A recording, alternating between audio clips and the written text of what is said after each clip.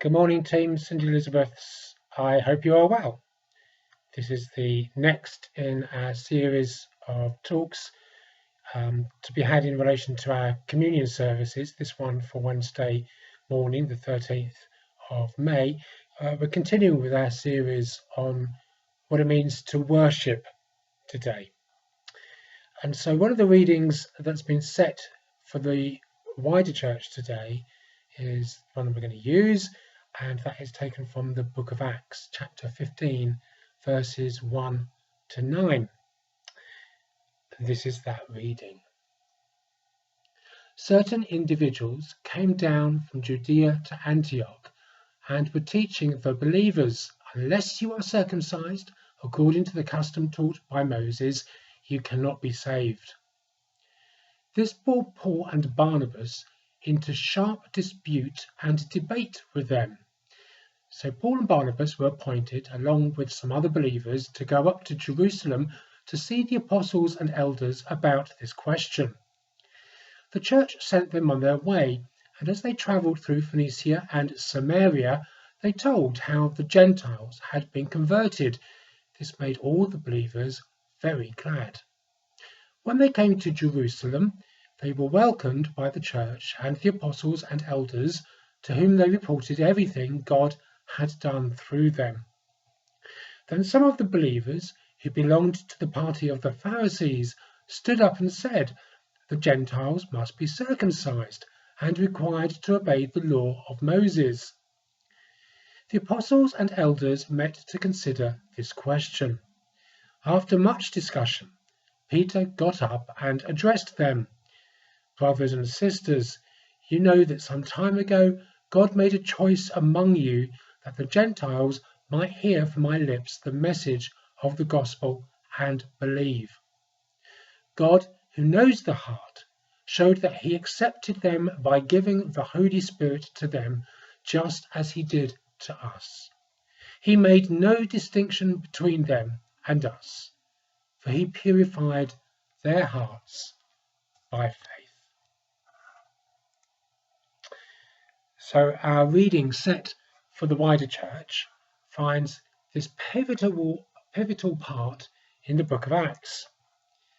Acts is a book that talks about how the early church developed and moved away from its Jewish roots, becoming, to use the term from that passage, Gentile-led. In other words, we see Christian belief affecting other groups of people rather than just those who were Jewish. And this passage is critical. The council at Jerusalem is a seminal moment when non-Jewish people were recognized, were allowed to worship God, to worship Jesus. In our series on what is worship, this is quite a significant passage. Here we see the gap at the table being opened up to allow us, non-Jewish people, in to worship God, to allow God's gaze to fall on us. But what you see in this passage is an argument, an outward movement of God's activity, and a Holy Spirit-fueled moment which cuts across how people feel worship should look. So arguments in church, nothing new there then. Here we see an argument about whether non-Jewish men should be circumcised or not in order for them to worship God. Being non-Jewish, we won't fully understand the significance of this, but this was a huge issue for the early church, as big, if not bigger, than the arguments that rage in the Anglican Church at the moment around sexuality, or how we ought to understand the Bible today. We like to think of churches as nice, tidy places where everyone smiles at each other. That isn't always the case. Strong-held views about how worship should be organised have always raised a few heckles. But what you see here is that God cuts across such arguing.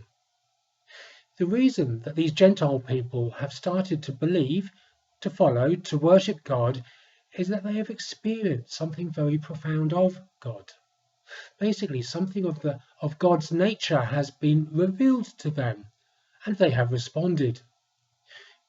They could see something of God in the lives of others following Jesus, and that made them want to know more for themselves. And this is huge, because up to that point, Jewish people felt that God had only been revealed to them. That's one reason why circumcision was seen as such an honoured badge for Jewish males to have. But God's activity was being pushed outwards to non-Jewish people, and those first Gentile believers were responding.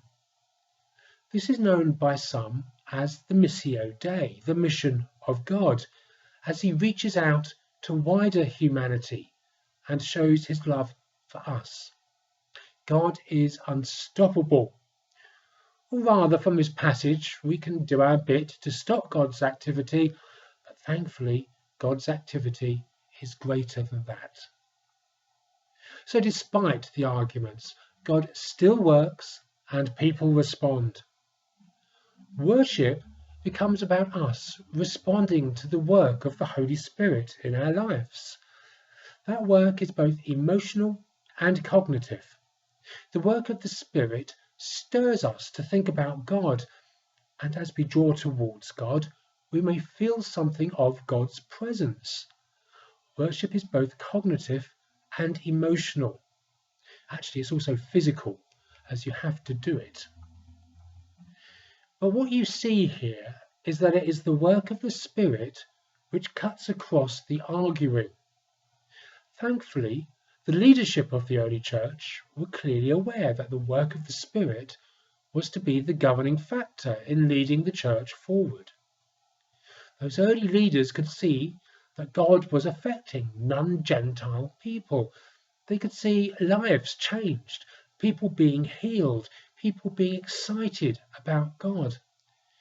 They could see the Holy Spirit at work, and they trusted that this was God at work. And so the early church became more open. It moved away from its Jewish roots as God's activity moved away from Israel across the known world at that time. How does all this affect how we worship? Well, our worship encourages non-believers to encounter God. Worship is us responding to the work of the Holy Spirit. Worship is about seeing what God's Spirit is doing and then following where that leads. Here in this passage, the Spirit brought unity to the church so that the argument to do with non-Jewish believers could be sorted out once it was recognized that God was working, was moving through them. Worship needs unity, but that doesn't mean a homogenized approach. The Gentile church clearly worshipped in a different way to the Jewish-centered church. That's what this argument is partly about. Rather, it simply means don't argue about how to worship. Look for what the work of the Spirit is doing in that environment and get on and join in the worship that's happening there.